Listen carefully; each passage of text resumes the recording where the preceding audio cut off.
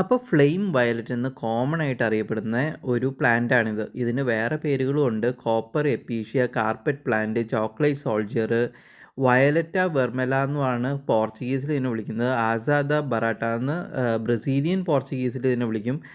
സ്കാറ്റനോറെ എന്ന് പറഞ്ഞിട്ട് ജർമ്മനിലും വിളിക്കും. നമ്മളിതിനെ കേരളത്തിൽ അറിയുന്നത് ഫ്ലെയിം വയലറ്റ് എന്ന് തന്നെയുള്ള പേരിലാണ്. അപ്പോൾ ഇത് ജസ്നറേസിയ ഫാമിലിയിൽപ്പെട്ട എപ്പീസിയ കുപ്രയാട്ട എന്ന് പറഞ്ഞ സയൻറ്റിഫിക് നെയിമോട് കൂടിയ ഒരു ചെടിയാണ്. ഇതിൻ്റെ ഒരു നേറ്റീവ് എന്നറിയപ്പെടുന്നത് ബ്രസീൽ, കൊളംബിയ, വെനിസ്വേലയിലൊക്കെ ട്രോപ്പിക്കൽ ഫോറസ്റ്റിലാണ്. പിന്നെ Mexico, Panama, Ecuador, central America റീജിയൻസിലൊക്കെ ഇത് കണ്ടുവരുന്നുണ്ടെന്നാണ് പറയുന്നത്. ഇതിപ്പോൾ എടുത്തേക്കുന്നത് കേരളത്തിൽ നിന്ന് തന്നെയാണ്. അപ്പോൾ ഇത് കേരളത്തിലും അത്യാവശ്യം തിരക്കേടില്ലാതെ വളരുന്നുണ്ട്. ഇനി ഇതിൻ്റെ ഒരു പ്ലാൻ ഡിസ്ക്രിപ്ഷനിലേക്ക് വരാം. അപ്പോൾ ഇതിൻ്റെ മെയിൻ ഒരു അട്രാക്ഷൻ എന്ന് പറഞ്ഞു കഴിഞ്ഞിട്ടുണ്ടെങ്കിൽ ഇലകൾ തന്നെയാണ്. ഇലകൾ എവർഗ്രീൻ ആണ്. പിന്നെ പൂക്കളും എല്ലാ സമയത്തും തന്നെ പൂക്കളും കാണാറുണ്ട്. ഹൈറ്റ് എന്ന് പറഞ്ഞു കഴിഞ്ഞിട്ടുണ്ടെങ്കിൽ ഒരു 10 to 25 സെൻറ്റിമീറ്റർ വരെ. മറ്റേ ഗ്രൗണ്ടിൽ ഒരു കാർപ്പറ്റ് വിരിച്ചേക്കണ മാതിരിയാണ് ഇത് വളരുന്നത്. ഇത് ക്രീപ്പറാണ്. ആക്ച്വലി ഗ്രൗണ്ടിൽ തന്നെ അത് പരന്ന് പടർന്ന് പോവുകയാണ്. ഇതിൻ്റെ എല്ലാ സ്റ്റെമ്മിൻ്റെ നോഡ്സിലും എന്ന് വെച്ചാൽ 2 സ്റ്റെം കൂടുന്ന ആ ഒരു പോയിന്റിൽ എല്ലാത്തിലും തന്നെ റൂട്ട്സ് വളരും.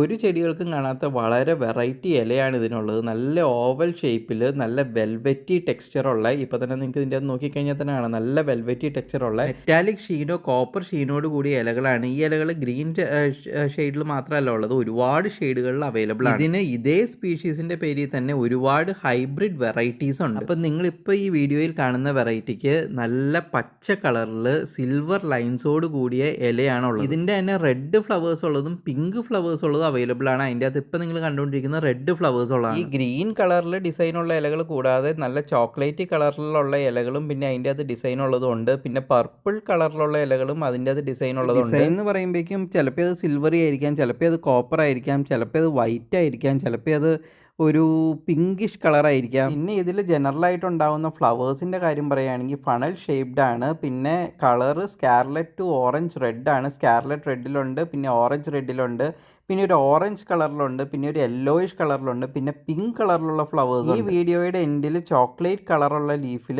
പിങ്ക് കളറുള്ള ഫ്ലവറുള്ള ഇതിൻ്റെ വേറെ വെറൈറ്റിയും കാണിക്കുന്നുണ്ട്. അപ്പോൾ ഇതിൻ്റെ ഒരു റയറിറ്റിയും കോസ്റ്റും ഇതിൻ്റെ ഹൈബ്രിഡ് വെറൈറ്റീസ് കാരണമാണ്. ഒരുപാട് കോമ്പിനേഷനിലുള്ള ഹൈബ്രിഡ് വെറൈറ്റീസ് ഇതിന് അവൈലബിൾ ആണ്. അത് കുറേ വെറൈറ്റീസിനൊക്കെ പേരിട്ടിട്ടുണ്ട്, പക്ഷേ കുറേ എണ്ണത്തിനൊന്നും ഇപ്പോഴും പേരുകളൊന്നും ഇട്ടിട്ടില്ല. പക്ഷേ ഇതിനൊരു കോമൺ സയൻറ്റിഫിക് നെയിമേ ഉള്ളൂ, എപ്പീഷ്യ കുപ്രയാട്ട. ഇതിന് ചെറിയ ബീഡ്സ് പോലെയുള്ള കായകളുണ്ടെന്ന് പലയിടത്തും റെഫറൻസ് ഉണ്ട്, പക്ഷെ ഞാൻ ഇതേവരെ ഇതിൻ്റെ അകത്ത് അങ്ങനെ ഒരു കായ കണ്ടിട്ടില്ല. ചെടിയുടെ ഫ്രൂട്ട് ടേസ്റ്റോ കെമിക്കൽ കോമ്പോസിഷനോ ഹെൽത്ത് ബെനിഫിറ്റ്സോ അല്ലെങ്കിൽ മെഡിസിനൽ യൂസേജസോ ഒന്നും തന്നെ എവിടെയും ഡോക്യുമെന്റ് ചെയ്തിട്ടില്ല. ഇതിനെക്കുറിച്ച് വലിയ സ്റ്റഡീസ് ഒന്നും നടന്നിട്ടില്ല എന്ന് തന്നെ വേണം കരുതാൻ. ട്രഡീഷണൽ മെഡിസിൻസിൽ പോലും ഇതിനെക്കുറിച്ച് വലിയ റെഫറൻസ് ഒന്നും ഇല്ല. അപ്പോൾ ഈ കാണുന്നതാണ് ഇതിൻ്റെ വേറൊരു വെറൈറ്റി. ടോട്ടലി ഒരു ചോക്ലേറ്റ് കളറിലല്ല, പക്ഷെ ഒരു ചോക്ലേറ്റ് കളറ് പ്ലസ് ഒരു ഗ്രീൻ കളറും കൂടെ കൂടിയാണ് ഇത് വരുന്നത്.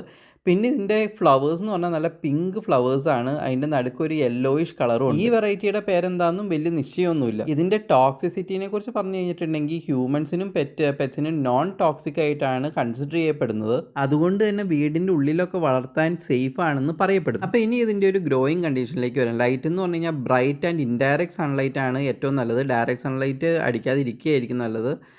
പിന്നെ സോയിൽ എന്ന് പറഞ്ഞു കഴിഞ്ഞിട്ടുണ്ടെങ്കിൽ well drained organic matter rich ആയിട്ടുള്ള സോയിലാണ് ഇതിന് വളരാൻ നല്ലത്. വാട്ടറിങ്, കണ്ടിന്യൂസ് വാട്ടറിങ് കുഴപ്പമില്ല, പക്ഷേ വാട്ടർ ക്ലോഗിങ് തീരെ പറ്റില്ല. ഹൈ ഹ്യൂമിഡിറ്റി ഉള്ള ഒരു 20 to 26 ഡിഗ്രി സെൽഷ്യസ് ടെമ്പറേച്ചറുള്ള ഏരിയാസിൽ ഇത് നന്നായിട്ട് വളരും. അതുകൊണ്ട് തന്നെയാണ് കേരളം ഇതിന് ഐഡിയലായിട്ട് വന്നത്. ഇനി ഇതിൻ്റെ ഒരു കൾച്ചറൽ സിഗ്നിഫിക്കൻസ് പറയുകയാണെങ്കിൽ വിക്ടോറിയൻ എറയിൽ ബൊട്ടാനിക്കൽ കളക്ഷൻസിൽ വളരെ പോപ്പുലർ പ്ലാന്റ് ആയിരുന്നു എന്നാണ് പറയുന്നത്. വെറൈറ്റീസിൽ ക്ലിയോപാട്ര ആൻഡ് സിൽവർ ഷീൻ എന്ന് പറഞ്ഞ 2 വെറൈറ്റീസ് നല്ല പ്രൈസ് ചെയ്യാന്നാണ് പറയുന്നത്. അതിൻ്റെ അകത്ത് സിൽവർ ഷീൻ കണ്ടിട്ട് ഇതിൻ്റെ രണ്ടിൻ്റെയും ഒരു ലുക്കുണ്ട്.